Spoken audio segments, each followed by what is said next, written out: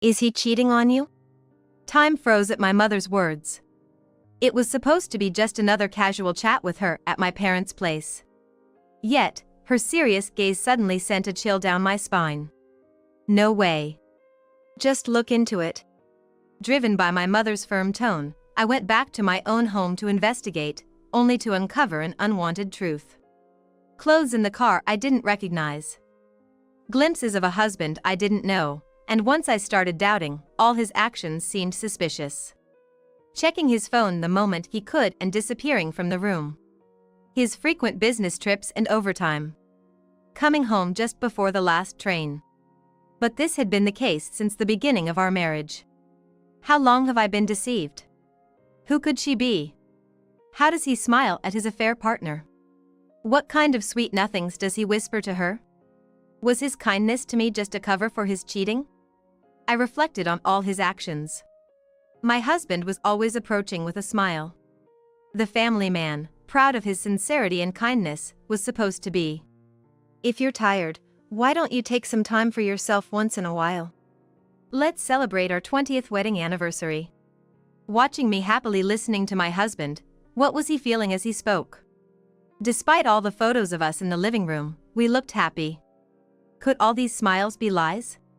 I've always believed him. My husband, with whom I've shared the same home and time for 20 years. It suddenly made me feel as if the world had turned stark white. My 20 years of emotions shattered in an instant. Despite eagerly waiting for his return every day, now, I don't even want him to come back. Feeling this way for the first time in our 20 years of marriage. I found myself feeling uncomfortable in my own home. That's when the phone rang. On the other end, my mother slowly said to me, "Let him properly regret the terrible thing he's done. I'm Carol. And I'm a 45-year-old homemaker. My daughter, Lisa, is a 13-year-old girl who closely resembles me and is very mature for her age. She's my pride and joy, bright, kind, and always considerate. She's in a junior high school and excels in sports, especially tennis, even competing at the state level. I'm not athletic, so her physical skills must come from her father. My husband, Dave, is a 45-year-old office worker who commutes an hour each day for our family. He bought us a home close to where I grew up. I'm grateful for such a family-oriented husband. We started at the same company and became friends during training, eventually getting together monthly for cohort reunions. Dave, usually so steady and cool, becomes chatty and even adorable when he drinks. Truth be told, I can hold my liquor better, and he often ends up leaning slightly on my shoulder as he gets tipsy. The weight and warmth of his shoulder felt dear to me, bringing a sense of comfort. 3 years into our careers, as moves within our cohort became more common, the frequency of our reunions decreased. Yet, our group remained notably close, always coming together for each other's weddings or farewells when someone left the company. On the way back from the wedding of my best friend at work, I was walking and staring at the bouquet I received, overwhelmed with happiness. My husband, Dave, saw this and asked, "Carol, do you want to get married?" Me? Did I look that way? Yeah. You looked so happy. Was I grinning? How embarrassing. But, seeing such a happy scene made me think it would be nice. I want to wear a wedding dress too. I need to find a partner soon. Then, in a rushed manner, Dave said, "Stop looking." Seeing my puzzled look, Dave scratched his head with a shy gesture and said, "Oh. I wasn't planning to say it today. It just came out." Seeing Dave fidget like that, he seemed almost boyish to me. After taking a deep breath, he looked straight at me with a serious face and continued, "Actually, I want to be with you, Carol." I thought it might seem like I was swept up in the moment because it's right after the wedding, so I wanted to say it at a different time. "Sorry, I like you. Will you go out with me?" he confessed. Seeing me speechless, Dave, unsure of what to do next, said, "You don't have to answer now. Shall we go home? Or, do you want to grab a drink? Maybe we should just head back?" Seeing him like that, I thought he was adorable. I felt destined when Dave confessed on the day I received the bouquet. "Let's go home today. But since it's a special day, How about we take a photo before we leave? I suggested. Huh? Yeah. We both said, sharing a bashful laugh. We went to the observation floor of a nearby skyscraper, took photos together, and went home. Starting with that day's photo, we've always taken photos on our anniversaries. Let's never forget how we feel right now, we promised, and started decorating the most visible spot in our living room with them. After 20 years of marriage, we've accumulated more photos than we can display, but we never put away the photos from that day. This year is our 20th anniversary. Should we go on a trip? Maybe buy something matching to commemorate? Carol, is there anything you want? Look something up. We've continued to hold on to the feelings we had that day. After we got married, Dave suggested I become a homemaker because it's ideal to be greeted by my wife when I come home. When Lisa was born and expenses rose, I considered going back to work, but Dave said, then I'll work harder, so Lisa doesn't feel lonely. I want you to stay home. True to his word, Dave's business trips and overtime increased after we got married. Originally, Dave was known for his diligence and seriousness at work. Therefore, he often participated in work-related social gatherings. Even if he was tired from these gatherings, he took us to places where Lisa and I could enjoy ourselves on weekends and made time for family. Sometimes he'd say, I'll take care of Lisa today, so Carol, go out and enjoy yourself once in a while, giving me some free time. I deeply trust and am grateful for my husband. A husband that even my friends are envious of, truly someone to be proud of. I have no complaints. Got stuck with overtime again today. Sorry. What time might you get back? Not sure yet. I'll let you know when I can head home. It's tough. Thank you for always doing your best. It was our usual exchange of messages. Dave is always working hard on overtime for our family, even when he wants to come home early. As I was covering Dave's meal with plastic wrap at the dinner table, Lisa asked me, Is Dad working late again? Yeah. It's tough, isn't it? With all this overtime and social gatherings, I worry about his health. Today's menu is for fatigue recovery, hoping he can eat it when he gets back. This week, he has 3 social gatherings and 2 overtime nights, and next week he's scheduled for a business trip. I recently saw on a TV show that people in their 40s are prone to health issues. Hoping for even a little fatigue recovery, I prepared a menu to warm his body.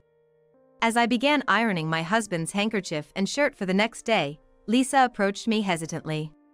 Dad has a business trip next week? Yes, he's going to the countryside. All right. Her voice sounded listless, which made me wonder if something happened at school or if she wanted some pocket money. When I looked at her, she had a serious expression. Do you think it's really a business trip? I was taken aback by her question.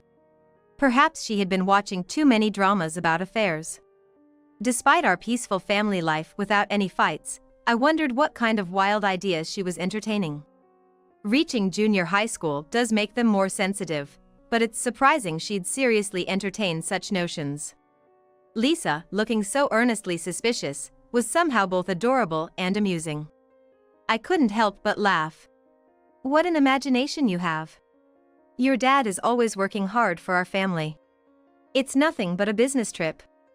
Unlike my laughter, Lisa remained serious. It's not imagination. The other day, I overheard Dad on the phone, talking about which hotel he'd be staying at. He mentioned a woman's name, something like Melissa or Melanie. It sounded plausible but lacked conviction. Maybe she was trying to pull a prank on me. What are you talking about? There's hardly a moment when your dad is alone at home. I'm here every day. That day, you were out because Dad suggested you take a break, remember? I was supposed to watch a match with friends, but came back early because they lost quickly. That's when I overheard it. Indeed, I had gone to see a movie that day. And I had told him the showtimes. It was possible. But my husband is so earnest. An affair seems unimaginable. Lisa, saying such things would make your dad sad. He's working hard for us. He's going on a business trip with his colleague, Mr. Johnson. Maybe you misheard the name? Lisa looked a bit dissatisfied as she retreated to her room, dismissing my response. We planned to watch Lisa's match together with my husband this coming weekend. Seeing us together, happy and united, should dispel any doubts Lisa might have. Thinking it would be too sad for my husband to know Lisa suspected him of cheating, I decided to keep it to myself. My husband came home late that night. He had texted me to go to bed first to avoid getting sick, but I was too worried to sleep. I'm surprised you're awake. I told you to sleep, but thank you for waiting up, he said, reassuring me once again that there couldn't be any affair. The next day, I went to my mother's house. Since getting married, I've made it a point to visit her every Thursday. It's meant to keep her from feeling lonely living alone, but in truth, these visits are also my biggest respite as a homemaker. Chatting idly with my mom is always a quick affair before I have to rush back with I need to start dinner. Today, I brought up a new topic with a laugh. Mom, listen to this. Lisa said she thinks Dave might be cheating. I expected my always composed mom to burst out laughing, saying not Dave, surely, but contrary to my expectations, she suddenly became serious. What do you mean? Tell me everything. Her grave request made me spill the details. Maybe I shouldn't have brought it up. After all, my mom lives alone because she divorced my dad 20 years ago due to his affair. I might have brought back painful memories. It's been 20 years, but maybe she still recalls those times. I remember thinking she might break down. She lost her appetite and kept losing weight. Watching her, I worried she might be sick.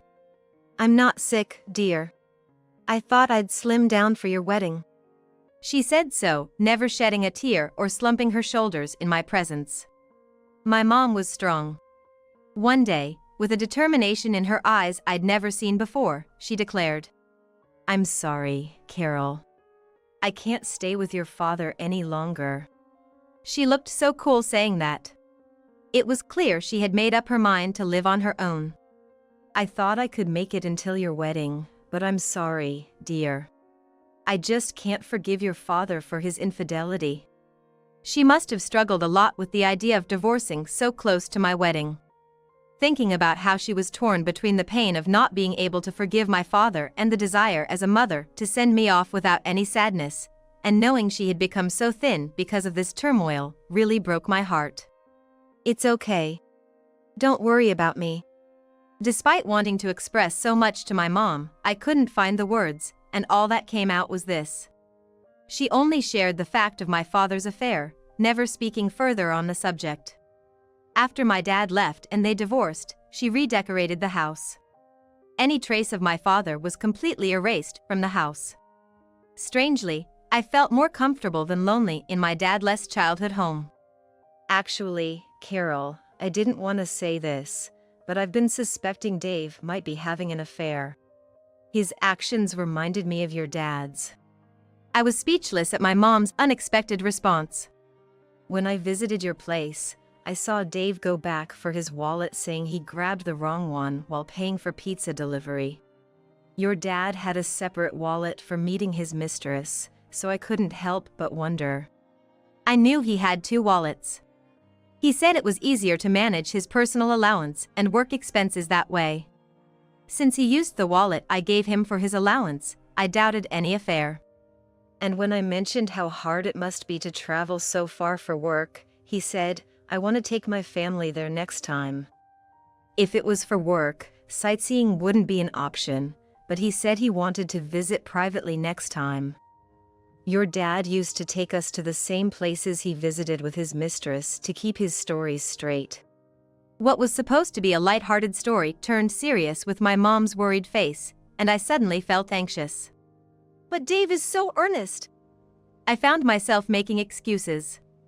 What about his phone? Does he leave it out, or is it always on him? Come to think of it, while I leave mine around, Dave always keeps his close. But that's just Dave being meticulous. He says he needs to be ready for work calls. And there's never been any perfume smell or lipstick on his shirts. No matter how late, he always comes home in the morning. An affair just didn't fit. My husband is a diligent office worker. He was a dedicated family man, always thinking of ways to make me and Lisa happy. Carol, listen. If it turns out to be a mistake, we'll just laugh it off. But just this once, check properly. Look through the car. Like him, those who are meticulous don't leave any traces of infidelity in the house. A car, on the other hand, can hide things well and doesn't need to be taken out of the house. Faced with my mother's seriousness, all I could respond was a meek yeah. I was giving my husband a ride for his business trip shopping, and while he was shopping, I said I'm gonna fill up the car and headed to the gas station. Pretending to clean the car at the wash area, I meticulously searched it. I did this because it was something I couldn't do at home with the neighbors watching. Dashboard, nothing. Under the seats, nothing. Trunk, nothing. Just to be sure, I lifted the trunk mat, and there, behind the spare tire, was a black eco bag. Inside were clothes. Men's clothes, in my husband's size. There's no doubt, it was my husband's change of clothes. But clothes I had never seen before. They must have been bought by him but weren't new. There was the smell of fabric softener. But it definitely wasn't the scent we use at home. Gradually, as my mother said, everything started to look suspicious. Panic began to set in, my thoughts racing. Once I started thinking, every action of my husband began to seem connected to an affair. The increase in business trips started right after we got married. Were those trips actually for spending time with a mistress? Could he have been cheating even before we got married? Did he suggest I become a homemaker to keep an affair within the company from being discovered? Was giving me time for myself, as Lisa mentioned, actually for him to spend time with his mistress? Was taking us out for family outings, as my mother suggested, also to places he visited with his mistress? Actions I thought were kindness now lead to unpleasant speculation. And we were just talking about celebrating our 20th anniversary. It felt like there was a gaping hole in my heart, wondering if his heart was ever really with us. I had treasured the photo from the day he confessed to me, but now, even his actions that day were in doubt. I knew I needed to return to him. But I was paralyzed, unable to move despite it being time. Just then, my phone rang. Hesitantly, I looked to see if it was a call from my mom. With trembling hands, I answered, and she immediately asked, "How did it go?" "Maybe he's cheating." "Why?" As I trembled, my mother spoke firmly to me. "Listen, take a deep breath first." As I took a deep breath, my chest, which felt tight, expanded, and the pain seemed to ease a bit. After hearing my breath, my mother continued. "You're going back to Dave now. But don't show any signs on your face. Stand up straight. Be dignified. And once you're home, come to my place first, okay?" Her commanding tone made me instinctively reply, "Yes." Strength returned to my hands and legs that had been shaking moments before. For now, I would do as my mother said. That alone took me back to my husband. "Thanks," he said with his usual smile, which now pained me to see. "You're welcome. Did you finish all your shopping for the trip tomorrow?" "I found some good stuff." Likely, he'd take those purchases to his mistress. So he had been deceiving me all this time. "Sorry, when I get home, I'm going to my parents' house. I found some good coffee for Mom and want to deliver it quickly." "Okay, that's fine. I have to prepare for the trip anyway, I'll wait at home. I'll pick something up for dinner on my way back." I couldn't bring myself to cook for him now. When I arrived at my mom's house, she was waiting anxiously for me. The moment I saw her, tears started flowing. My mom hugged me as I cried. "Have you calmed down?" she asked gently, and when I nodded yes, she said, "Now, look at me properly." Her gaze was as strong as it was back then. "No more crying. Let's make him regret his mistake." Saying this, she placed something in my hand. The next day, as always, Dave left for his trip with a smile, saying, "I'll do my best." I sent him off with my usual, "Take care." Anger bubbled up inside me, but I kept it from showing on my face until the time was right. I had been deceived for 20 years. So, it wouldn't be wrong for me to deceive him in the end. A few days after he returned from his business trip, my husband was in such a good mood that he was humming a tune. "I'm so tired." He probably wanted some words of comfort.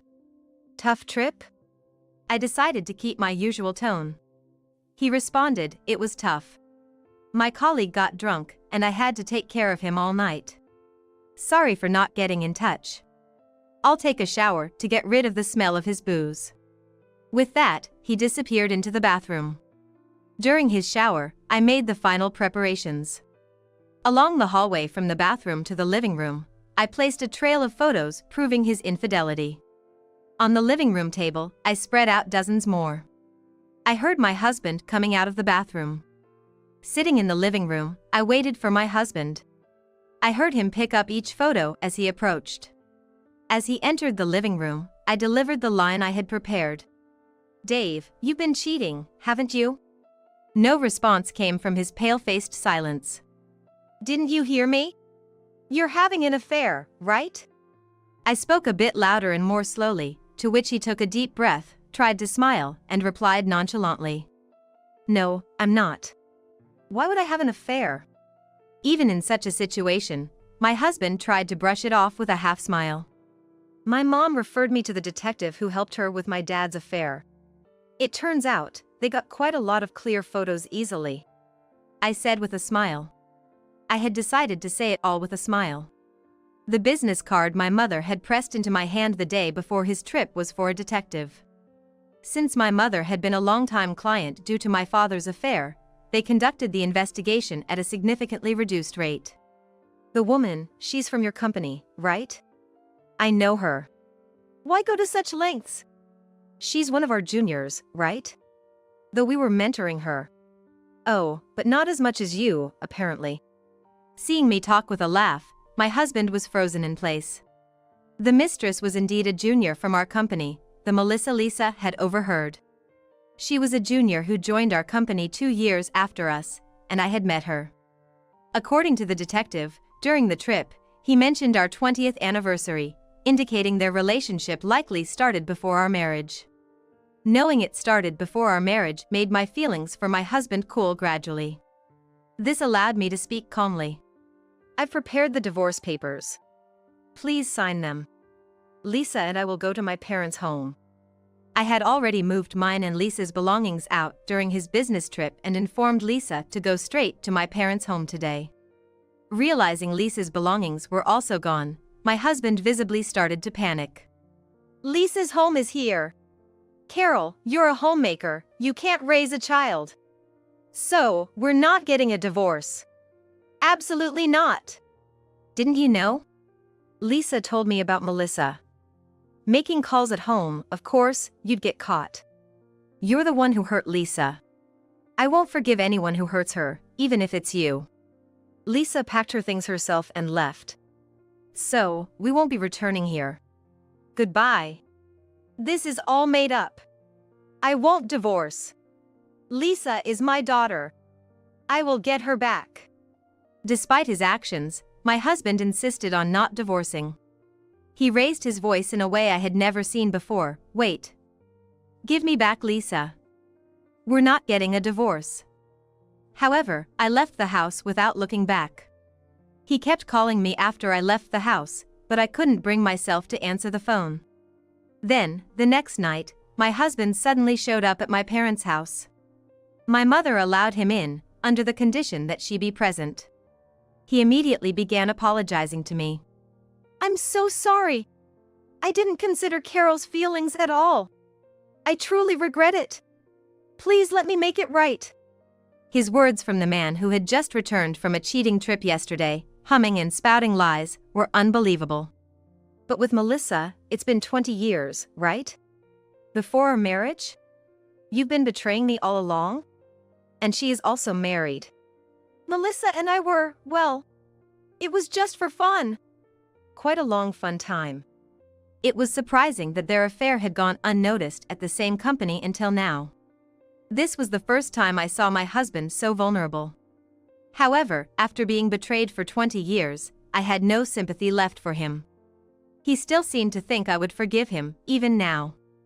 I truly realize I've taken Carol for granted for so long. But I regret it. I need you, Carol. Desperately, he continued talking. When I went to the office today, rumors of the affair were already spreading. It's awkward with Melissa, and with this, both of us might have to resign. Everything I've worked for might be lost. So that was it. He didn't want to make things right with me, but was worried about his and Melissa's standing at the company. Even now, he was concerned about his affair partner. The affair rumors likely started when I consulted a former colleague to investigate my husband's business trip. His supposed apology was more about self-preservation and concern for his mistress, which only fueled my anger further. As I was trying to calm myself, my mother, who had been quietly listening until then, spoke up. One must atone for their own actions. If you hurt someone, you'll face equal pain. You betrayed my precious daughter. I will never forgive you. My mother was strong in moments like this. I am her daughter. Remembering how she was back then, I firmly said, "We will divorce. If you don't agree, I'll take it to mediation or whatever it takes." Despite my husband's repeated attempts to visit or call, neither my mother nor I responded. One day, when my husband came to my parents' house, he encountered Lisa. "Lisa, I'm relieved to see your face. Let's go home with Dad," said my husband. Lisa shook her head and said clearly, "I will live with Mom. I won't go to Dad's house. I'll support Mom so we can forget about you. Don't come to see us anymore." Eventually, wanting to avoid divorce mediation, my husband agreed to the divorce. I demanded child support from my husband. The mistress's spouse seemed unaware of the affair. My demand for compensation brought the affair to light, causing quite a stir. Her spouse's family owned a business that was a client of our company, leading to a corporate scandal. The mistress, like my husband, begged not to be divorced, but after 20 years, her spouse was horrified and decided on divorce. Her spouse also dumped her. The affair, which disrupted company operations, made it difficult for both of them to remain at the company, leading to their resignation. Since then, without any income and facing significant claims, my husband and his mistress couldn't even cooperate. Instead, they spent their days arguing over money. Both of them ended up leading a difficult life, working part-time jobs to repay their debts. As their financial cushion dwindled, their arguments increased, and eventually, they blamed each other, saying, "It's your fault we got caught," leading to mutual recriminations and, ultimately, separation. Meanwhile, I found a stable job through the introduction of a good colleague, despite my worries about employment after being a homemaker. Now, I am living with my mother and Lisa at home. Lisa, resembling my mother's strength, helps with household chores and looks after me, saying, "I'll help with Mom's work," and "Mom, are you okay?" From the moment she suspected the affair, Lisa had decided to stay with me if we divorced. When I told her about the divorce and even after we started living with my mother as a trio, she didn't seem shocked. Instead, she appeared relieved and clear-headed. Sometimes she'd say, "I'm going out with Grandma," and they'd bring back sweets they picked together. On Mother's Day, she prepared gifts for both me and my mother, truly a kind daughter. Our life together, the three of us, is peaceful and filled with happiness.